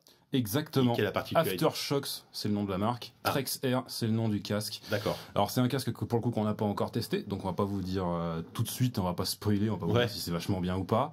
Mais c'était intéressant d'en parler quand même parce que c'est un truc qui est très très très inhabituel. C'est ce qu'on appelle un casque à conduction osseuse. Ah. Kesako, comme on dit. Alors là, c'est le moment où j'aimerais bien vous le montrer, mais évidemment, à l'audio, c'est difficile. Ouais. Alors, il faut vous l'imaginer, ça ressemble un peu à une sorte de... C'est un peu comme des intras sportifs, si vous voyez, en tour de cou. Vous imaginez les trucs, voilà, avec un trait derrière qui passe derrière la nuque. Après, ça passe au-dessus des oreilles, ça repasse, ça retourne, devient devant. Et si c'était des intras, il y aurait des embouts qui viendraient se rentrer dans les oreilles. Là, c'est pas le cas. Il y a juste des espèces de petits pads qui viennent s'appuyer sur les tempes, devant les oreilles. Et là-dessus, qu'est-ce que ça fait? Eh ben, en fait, le machin, pour vous faire entendre du son, le respect du produit. Là, tu nous tiens en haleine. Là, c'est presque insoutenable. Le produit à tes lèvres. Eh ben, il y a des, comment on pourrait appeler ça, des membranes malgré tout qui vibrent et qui en fait vont mettre en vibration les petits os dans votre crâne, et c'est par les vibrations de vos os qui vont être transmis à votre oreille interne, et c'est grâce à ça que vous allez entendre. Alors évidemment, quand je le dis, c'est super bizarre. Ça fait bizarre. Mais du coup, en fait, l'intérêt du truc, c'est que quand on le porte, on n'est absolument pas, mais genre pas du tout isolé du monde extérieur. J'allais dire, là, en termes d'isolation, on n'est pas du tout, quoi. C'est pas le but du truc. Non, c'est sûr que là, le but du jeu, c'est pas d'aller concurrencer les casques à réduction de bruit active. Mais ça peut être vachement intéressant, par exemple, pour écouter des podcasts dans la rue, en marchant, ou pour faire du sport. D'ailleurs, c'est censé être un casque de sport, hein, c'est comme ça qu'il est vendu. Et où, quand on est dans la rue comme ça, qu'il se passe plein de trucs autour de nous, on n'a pas forcément envie d'être isolé du bruit extérieur, on a peut-être envie de savoir ce qui se passe, de pas risquer d'être écrasé par une bagnole ou je sais pas quoi. Oui. Et du coup, pour ça peut être super utile. Et du coup, voilà, donc là, évidemment, vous le voyez pas, mais je l'ai ramené sur le plateau d'enregistrement. Du coup, je vais le faire passer à chacun. Et juste pour que vous voyez un peu ce que ça fait et avoir vos réactions, je vais vous envoyer un petit peu de musique. Alors, par contre, je vais juste me permettre de vous dire ça. Niveau qualité sonore, c'est évidemment pas terrible. Ouais, ce que j'allais dire. C'est tellurique. Il y a non, c'est pas tellurique. Est-ce que le bas du spectre est un peu sec? Non plus. Ça suffit, Rémi. On arrête de se moquer de... Ce n'est pas de qualité militaire non plus. Voilà. Mais du coup, est-ce que ce genre de technologie s'était employé surtout par l'armée auparavant? Ça vient de l'armée ou c'est non? J'en ai pas la moindre foutue idée. D'accord. Merci. Merci Pierre. Question. Bien sûr, Pierre qui est le militaire Par du contre, groupe. tu parles de service. tu parles de podcast, mais on entend intelligiblement la voix. C'est pour, juste du coup, je vais vous faire essayer ça. Donc je vais vous le faire essayer avec de la musique, mais enfin bon, comme ça, il y a quelqu'un qui chante dessus, donc vous verrez quand même comment ça chante. Alors là, du coup, c'est Corentin qui va essayer le truc. Voilà, je mets de la musique. Alors c'est très radiophonique. Ah ouais. Très radiophonique. Ça a l'air de lui faire un effet. Raconte-nous un peu ton. C'est très étrange. J'ai un peu l'impression d'entendre ça comme si c'était dans une salle de bain, à vrai dire, mais effectivement, j'entends tout autour de moi et la musique. Donc, non, c'est pas une. Je trouve pas que ce soit une qualité sonore militaire incroyable, mais par contre, l'impression est assez étrange. Ouais. Moi, j'aurais deux questions sur ce produit. On n'entend rien du tout une fois qu'on l'a enlevé. Pierre, le truc. J'ai deux petites questions sur ce produit qui m'intriguent un peu. Premièrement, est-ce qu'il y a du son dégagé par les écouteurs? Alors, oui. La réponse est oui, parce que justement, en fait, le gros problème quand on utilise ce type de reproduction sonore, c'est surtout la reproduction des graves. J'en ai parlé, il y a très très très peu de basses. Et en fait, le peu qu'il y a, il est reproduit non pas par conduction osseuse, mais par des petits haut-parleurs. Il y a des petits orifices qu'on peut voir sur le produit, par lesquels passent les graves. Ça fait aussi du coup que faut bien comprendre qu'ils sont pas silencieux ces machins-là. Si vous voulez être chez vous discrètement pendant qu'il y a quelqu'un qui dort à côté ou je sais pas quoi, c'est un peu niqué parce que voilà, il fait qu'on l'entend quand même un petit peu.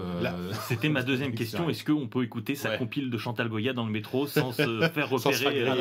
On peut. Mais avec des petits regards de travers, quelque part, ça peut aussi être le plaisir justement que tu prends à écouter du Chantal Goya dans le métro. Donc moi j'ai envie de te conseiller de le faire. Niveau volume, t'es pas au max. Alors non, je suis pas du tout au max. Voilà, pour que tu vois un donc peu. ça. Ok. Voilà. Et donc là, pour vous donner une idée, on est sur le plateau d'enregistrement. Je suis à quoi? Je suis à 1,5 m de JK, peut-être un petit peu plus. Et je l'entends. Vous entendez là? J'entends le son qui sort. D'accord. On entend sourdine, mais on entend comme quelqu'un qui a des intras classiques. C'est un peu fort en fait. C'est ça, ouais. Un petit peu comme s'il y avait des AirPods ou n'importe quel écouteur bouton standard. D'accord. J'ai senti mes os vibrer, je te le dis tout de suite. Et du coup, est-ce que tu peux écouter de la musique si tu le poses sur ton coude? Est-ce que ça conduit de ton coude jusqu'à ton oreille interne? Alors par contre, si tu le poses sur ton genou, ça peut te faire comme chez le médecin. C'est très très drôle. D'accord. Non, c'est absolument pas vrai. Oui, parce que j'allais dire la question, mais c'est vrai ça? Oh, les experts quoi. D'accord. Alors, bon, déjà, des questions bêtes, mais combien ça coûte cette petite chose? C'est une excellente question, je m'en rappelle plus. 150 €, voilà. D'accord, ouais, bon. Le même prix qu'une batterie de par rapport à la qualité sonore qui est pas non plus dingue, est-ce que bon. Non, en fait, franchement, c'est très rigolo, mais je vois pas trop l'intérêt en fait, à part d'être effectivement complètement pas isolé. Je fais pas de sport, c'est pour ça. En toute honnêteté, c'est ça. Le truc en fait, c'est que c'est vendu comme étant un casque sportif. Honnêtement, normalement, les casques sportifs, bon, c'est plutôt pour écouter de la musique. Et t'aimes bien quand il y a de la basse parce que justement, ça fait que tu vas percevoir le rythme. Si t'as besoin un peu d'avoir de l'énergie transmise pour bien te dépenser pendant ta séance, franchement, je te conseille pas ce casque-là du tout. Après, voilà, en termes de conseils d'achat, bon, le test dira tout ce qu'il y a à dire. De toute façon, ça va être très compliqué de le dire parce que c'est une proposition qui est vraiment très d'ailleurs, très comment est-ce que notre mannequin Rick, comment il réagit à la conduction osseuse? Alors lui, puisqu'il a quand même pas beaucoup d'os. Alors lui, il peut absolument pas réagir parce qu'en fait, il est entièrement rigide. Ouais. Du coup, voilà, il est un peu rigide. C'est ça, nos auditeurs, on parle du mannequin qu'on a dans le labo audio, qui est un mannequin où on peut, c'est une simulation de tête et de torse en fait, qui a les mêmes propriétés acoustiques normalement qu'une tête humaine et un torse humain, et qu'on utilise du coup pour faire. C'est pas une vraie tête humaine, on précise. Oui, non. Alors si on pouvait le faire, on le ferait. On sera ravis. On la remplace de temps en temps à cause de l'odeur. Exactement. C'est ça. Non, mais voilà. Donc on l'utilise effectivement pour tester les casques chez nous. Mais voilà, du coup, effectivement, il a pas une peau. il a pas un squelette humain normal, donc on pourra absolument pas tester le casque. Vous pouvez pas le tester comme d'habitude. Avec ça. D'accord. Mais après, pour revenir à la question du conseil d'achat, c'est vraiment un produit extrêmement particulier. Donc, c'est à vous de voir en fait. Est-ce que ça vous intéresse? Est-ce que vous pensez avoir l'utilité d'un truc comme ça, qui a une reproduction sonore pas terrible, qui va surtout être conseillé pour de l'écoute de podcast ou d'émissions de radio, et qui vous permet d'écouter ça dans la rue pendant votre séance de sport ou simplement pendant que vous marchez, en étant absolument pas isolé du bruit extérieur, et donc de pas risquer de profiter des bruits de la nature, pourquoi pas. Risquer de profiter des bruits de la nature. Oula, oui, bon, Paris, écoutez, on est à Paris. Voilà. Merci beaucoup, Florian. Alors, Pierre, tu vas conclure donc cette rubrique produit en nous parlant d'un bon vieux PC gamer. Un bon PC portable, un petit PC extrêmement cher. Voilà, un PC portable plus destiné à une population de fortunés, on va dire. Ouais. Donc c'est le ROG Zephyrus M, donc le nouveau PC phare d'Asus de sa gamme gamer. Donc c'est un PC que nous avons testé en exclusivité au numérique. Le test exclusivité mondiale publié, non pas mondial, qui a été publié le vendredi 20. Au moment où on enregistre, il y a exactement. Le test en ligne, voilà. Et donc il est sorti aux États-Unis, mais pas encore en France. Donc j'ai envie de vous parler de ce PC simplement car il a des caractéristiques quand même assez solides. Il a un Core i7 8e génération, 32 Go de RAM, une 1070 et il ne fait que 2 cm d'épaisseur. Donc c'est vraiment la particularité de ce PC. Il pèse combien, je sais plus. Alors il pèse 2,45 kg, ce qui est pas beaucoup quoi. Ce qui est pas beaucoup pour un gamer qui en général tourne autour des 4-5 kg. Donc c'est un PC qui a autant de qualité que de défauts. Malheureusement, donc qualité, elles sont évidentes, forcément avec une telle puissance. À l'audio pas forcément, mais disons clairement oui en termes de. Visuellement, c'est pas évident. Visuellement, le truc c'est ce qui est je regarde, je me dis pas, il est super. Non, visuellement, attends. En fait, je trouve qu'il fait pas très gamer. Il est un peu sombre pour du gamer. Franchement, il manque de néon. Pour l'instant, j'achète pas. Là, il est éteint. Mais si on l'allume, il y a des néons. Je vous rassure. Disco, ouais. Mais c'est un PC intéressant sur plusieurs points. Premièrement, déjà, il est ultra puissant. Donc, on a fait avec notre protocole de test, on est monté à 106 images par seconde avec The Witcher 3, 66 avec Assassin's Creed. On est pas mal du tout. Il a un trackpad plutôt agréable pour un laptop gamer, ce qui est assez rare pour être signalé. C'est très rare. Ce qui est très très rare. Il a un bon clavier aussi. Et il a surtout un petit pied rétractable qui permet de surélever le PC lorsque vous l'ouvrez. Alors c'est vrai qu'il faut expliquer alors là, c'est un peu compliqué en fait. Quand le PC est fermé, il fait 2 cm d'épaisseur. Et lorsque vous l'ouvrez, il y a un petit pied rétractable qui se déploie. Une petite béquille en fait. Une petite béquille qui se déploie sous le clavier. Vers l'arrière, ouais. Donc il y a deux principales utilités, qui est de surélever le clavier pour plus de confort et surtout un meilleur dégagement de la chaleur. Le PC monte à 56 degrés quand même. Ouais. Ce qui est normal pour un gamer. 10-70 dans 2 cm d'épaisseur, comment ça se passe? Mais la chaleur est plutôt bien évacuée. Par contre, il fait du bruit. Ouais. Il monte jusqu'à 50 décibels, donc à réserver aux célibataires. Ou alors, si ta compagne ou ton compagnon est aussi joueur, met un casque pour mater son film, ou si tu as une pièce dédiée. Mais globalement, si tu t'en fous. Je sais que pour moi, c'est le problème de ce genre de PC aujourd'hui. Quand tu vis avec quelqu'un et que tu joues pendant que la personne à côté de toi regarde la télé, et que la personne te dit non mais t'as ton truc là qui me souffle dans les oreilles, c'est pas possible quoi. Et voilà, et bon, surtout que le sifflement est plutôt désagréable sur celui-ci. Merci. Voilà, sifflement aigu, donc c'est pas son point fort. Ouais. Et malheureusement, Asus mise aussi beaucoup sur son écran. Malheureusement, c'est pas ça non plus. Ouais. Donc un écran 144 Hz, ça c'est pas mal là-dessus. Donc avec une rémanence de 7 millisecondes. C'est assez rare. Cependant, on a noté, on n'a pas été les seuls d'ailleurs sur ce point-là. On a noté une variable. Non. Tout est stable. Donc, il n'est pas de compatibilité G-Sync non plus. C'est un peu dommage. Pas G-Sync, il n'est pas G-Sync. C'est un peu dommage. Après, quand tu as une 1070, oui, non, c'est vrai. Après, le 144 Hz se ressent vraiment en jeu, surtout sur des jeux très compétitifs comme PUBG ou Fortnite, où c'est important.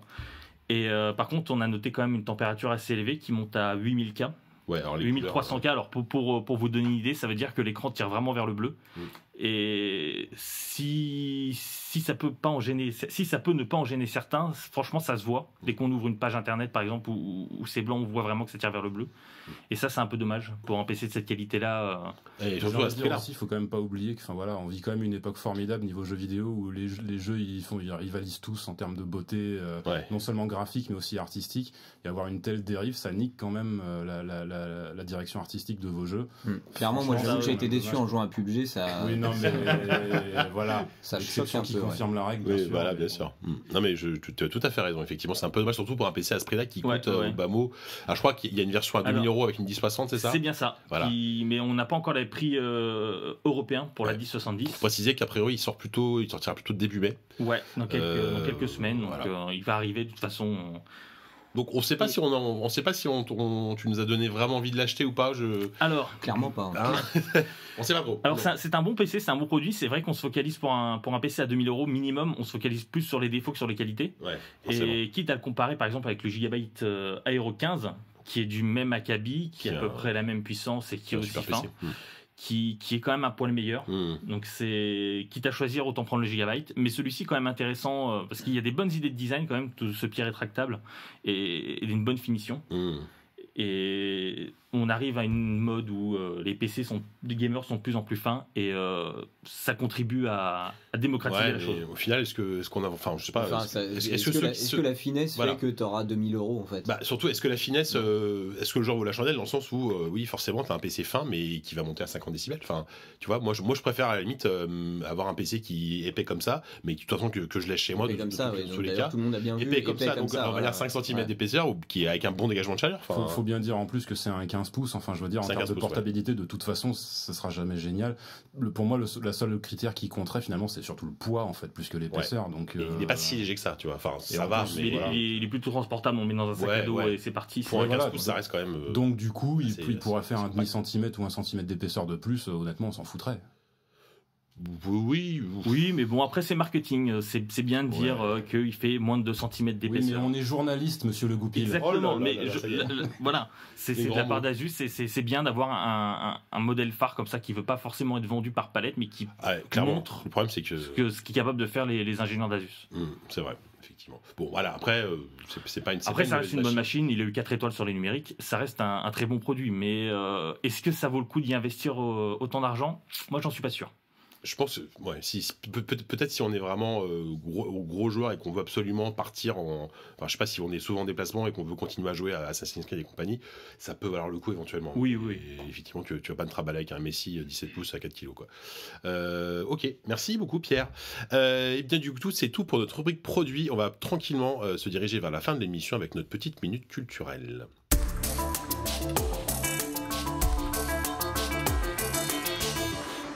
C'est donc l'heure de finir notre émission avec notre minute culturelle. Donc chacun a 1 minute pour une recommandation culturelle. Voilà. Donc pas de techno, pas de produit. Voilà, ce que vous voulez, vous improvisez ou non. À commencer par Florian qui va nous improviser un truc justement. Tiens, allez. Totalement improvisé. Oui, alors en fait c'est un petit peu technique parce que voilà, je suis comme ça, je suis chiant. Tu es fidèle à ta réputation. C'est bien. Il y a pas longtemps, il y a Canal+ qui a diffusé un petit concert de Gorillaz. Ça a été enregistré au Zénith de Paris en novembre dernier. C'est un concert qui a fait beaucoup parler à l'époque. Les gens qui étaient en étaient revenus apparemment tous ravis. Et depuis qu'il a été diffusé sur Canal+, ce concert, il est dispo pour les abonnés sur l'application MyCanal. Et le petit bonus qui fait zizir, c'est qu'il est dispo en son binaural. Ça fait partie des expérimentations que Canal+ est en train de faire en ce moment pour rendre ses chaînes compatibles avec le son Dolby Atmos, donc son 3D, machin, tout ça. Ouais. Et donc là, en l'occurrence, en attendant, il propose juste sur Internet, juste via l'application MyCanal, d'avoir une réduction en fait de son 3D pour casque. Alors on rappelle, le son binaural, c'est voilà, vous utilisez n'importe quel casque stéréo standard, vous n'avez pas besoin d'avoir un casque surround, je sais pas quoi. Non, des écouteurs stéréo de base, ceux que vous utilisez tous les jours, vous les mettez, vous activez dans l'application la piste binaurale et vous aurez d'un coup un son beaucoup plus réaliste. Paraît-il, l'impression d'être dans la salle. Je peux pas vous le confirmer parce que je ne suis moi-même pas abonné Canal+, donc j'ai pas pu. Mais quelque chose me dit que tu vas pas tarder à le faire. Quand on parle Dolby Atmos, toi t'es jamais loin. Exactement. Je peux te prêter mes identifiants si tu veux, mais on en parle après. On fera notre petit deal. Donc concert de Gorillaz enregistré en Zénith en novembre dernier, donc disponible sur MyCanal en binaural. En replay, je résume. Binaural, tout à fait. Merci beaucoup. Corentin, à toi. Oui, moi je suis désolé, je vais faire une recommandation un peu parisienne. Mais une ça va. Alors je n'en ferai pas d'autres de toute façon. Il y a l'Atelier des Lumières qui est une ancienne fonderie reconvertie en salle d'expo qui vient d'ouvrir dans le 11e arrondissement et qui est un atelier de 3300 mètres carrés qui est dédié uniquement aux arts numériques. Donc pour tous les Parisiens que ça intéresse, ils peuvent aller découvrir en ce moment des anciennes des peintures projetées sur les murs et vraiment se jeter dans une expérience vraiment de découvrir les peintures de Klimt sous un autre jour. Et plus tard, je ne connais pas le programme, mais il y aura effectivement tout un truc dédié aux cultures numériques, à l'art numérique à Paris, dans le 11e arrondissement. Donc l'atelier des Lumières, ok. Tout Tu y à fait. été déjà ou Pas encore. Pas encore. D'accord. Bon, bah ça se trouve, c'est nul en fait. Donc, Peut-être une recommandation. Mais c'est intéressant parce que c'est vraiment. Jusque-là, il y a une certaine constante dans le fait qu'on recommande des trucs que nous-mêmes on n'a pas vus. Moi, je trouve ça très agréable. Ouais, c'est vrai qu'on est fort. C'est pour ça que moi, j'ai aucune recommandation culturelle. Oui, toi, t'es juste là pour commenter. Pierre, tu veux nous recommander un film? Et oui, moi j'ai une recommandation. Et pour le coup, je l'ai vu. Bravo. Donc voilà. C'est un film Marvel. Moi, je l'ai vu aussi. Non, c'est pas un film Marvel. C'est un film Netflix. Ça s'appelle Annihilation. Donc réalisé par Alex Garland, qui est loin d'être le dernier des manches. Il a fait quoi déjà avant? Alors lui, il est scénariste, il est écrivain, il est réalisateur. Ouais. Il a fait Ex Machina en tant que réalisateur. Il a écrit notamment La Plage, adapté par Danny Boyle. Et après, il a scénarisé nombre de films de Danny Boyle comme Sunshine, 28 jours plus tard. Donc c'est un mec qui se pose là. Et donc il a sorti Annihilation, son nouveau film, qui devait à la base sortir en salle et dont les droits ont été rachetés par Netflix. Ouais. Et est sorti en salle aux États-Unis. Exactement. Oui, après. Mais nous, on parle de la France. On est franco-français, donc. On est en France ici, on parle de la France. Ce qui se passe aux États-Unis n'intéresse pas. En France, tu le verras pas au Festival de Cannes, celui-là. S'il est sur Netflix. Ah oui, et donc c'est un film. Alors je sais pas si j'ai aimé ou pas. Ça fait très longtemps que j'ai vu, mais c'est un film qui est dur à pitcher. C'est un film qui est très dur à pitcher. Donc. C'est-à-dire que tu l'as vu, mais t'as quand même pas d'avis dessus. C'est pas que j'ai pas d'avis, c'est que c'est un film qu'il faut voir. C'est un film très intéressant, aussi bien au niveau de la mise en scène que de la narration. Cependant, c'est un film qui marque, mais impossible de dire si j'ai aimé ou pas. Et donc c'est. Alors, moi je veux dire que j'aime les avis tranchés. Donc pour résumer un peu, c'est l'histoire d'une zone qu'on appelle la zone X, où toute la génétique est modifiée sur la Terre. Et donc une équipe de scientifiques part dans cette zone X pour savoir ce qui se passe. Donc ça, c'est le postulat de base du film. Après, c'est un film intéressant simplement parce que c'est le premier, entre guillemets, bon film de Netflix depuis un moment. Netflix qui va investir 8 milliards. Il y a eu Bright. Tu veux dire que c'est meilleur que Bright, ouais. Exactement, c'est meilleur que Bright. C'est meilleur que Mute, sur lequel Netflix avait aussi misé énormément. Et c'est un film qui a malheureusement passé un peu inaperçu. Moi, quand même, quand il est sorti, il y a eu quand même un petit buzz. Oui, dans un petit cercle entre guillemets fermé de cinéphiles. Par rapport à Bright, il est passé vraiment inaperçu. Oui, ça c'est quand même de massive marketing. Oui, c'est sûr. Voilà, contrairement à Bright où il y a Will Smith avec un orque sur l'affiche, forcément, Annihilation, ça se vend moins bien, c'est très dur à pitcher. Oui. Mais c'est un film un peu perché, donc c'est compliqué. Alors que c'est un bon film et regardez Bright. Regardez Bright. Regardez Bright. Regardez Annihilation. Regardez Annihilation. Regardez-le. Il faut que Netflix comprenne que c'est ce genre de truc qu'on veut voir. Bien sûr. Faut quand même se rappeler aussi que justement donc le film était sorti aux États-Unis et la raison pour laquelle en fait la Paramount l'a abandonné pour le reste pour les autres marchés mondiaux, c'est parce qu'ils trouvaient qu'il était trop intello. Exactement, c'est un film à télo de toute façon. C'est pas un film à télo, c'est un film un peu métaphysique, un peu. Puis c'est un film d'horreur aussi, pas oublier. Il y a quand même c'est un film d'horreur, c'est un film de SF, c'est un film d'aventure. Il y a un espèce de mélange des genres, comme à l'habitude de faire Garland en fait. Bon, on a beaucoup trop débordé, on est parti sur une minute chacun, mais on s'est fait avoir par le temps. Du coup, je vais conclure très rapidement. Moi, je voulais vous recommander. Alors, c'est un petit peu dans l'actu puisque, alors, je vais encore parler vaguement de jeux vidéo, de rétro gaming. Je suis désolé, mais il y a un documentaire qui est excellent, qui s'appelle King of Kong, qui est sorti en 2007, qui raconte le duel, la bataille. Non, je vais t'expliquer pourquoi. La bataille entre deux joueurs professionnels de Donkey Kong. Oui, monsieur, la version arcade sortie dans les années 80. En fait, c'est récemment, en fait, le champion, le soi-disant champion de ce jeu, qui s'appelle Billy Mitchell, a été destitué de son record. Donc, il est plus dans le Guinness Book, etc., parce qu'on a prouvé qu'il avait triché. Et ce documentaire raconte en fait la vie de cette personne et surtout de sa bataille contre un autre champion qui s'appelle Steve Weber, qui a toujours été l'éternel numéro 2. Alors, ça paraît très, très étrange comme ça, mais c'est un truc de dingue parce que Billy Mitchell, comment vous dire, Billy Mitchell, c'est un monsieur qui a toujours une cravate en forme de drapeau des États-Unis, avec les mêmes cheveux longs depuis 30 temps. Et déjà, ça dresse un personnage très étrange. C'est un redneck. Voilà, c'est le cliché du redneck ultra patriotique, très étrange, très imbu de lui-même. Et là, je parle pas d'un acteur, c'est une vraie personne qui existe. Et ce documentaire donc parle de lui, parle beaucoup de lui évidemment, et surtout de toute cette époque. Et c'est surtout un témoignage des années 80 et surtout de tous ces championnats qu'il y avait assez improbables sur Donkey Kong, sur plein de jeux d'arcade. Et voilà. Donc King of Kong, c'est au-delà que ce soit un bon documentaire, c'est un vrai bon film. Et en plus, c'est dispo. Alors, je sais pas si c'est légal, mais on le trouve extrêmement facilement sur YouTube. Je suis désolé, mais je ne sais pas. Non, mais je me dis, c'est bizarre qu'il soit là comme ça. Il est publié, il est quasiment. On peut le trouver. Là, c'est que c'est légal. Ouais, peut-être. Non, mais en général, YouTube fait quand même le ménage sur ces trucs-là. Donc, là, j'ai vérifié surtout sur des documentaires. Voilà. Bon, bref, vous le trouvez facilement. C'est extrêmement intéressant. C'est extrêmement cool à regarder. Il y a du suspense, il y a de l'humour, il y a de l'action. Et tout ce, en plus, donc, en sachant le twist à la fin, qui est que c'est un gros cheat en fait.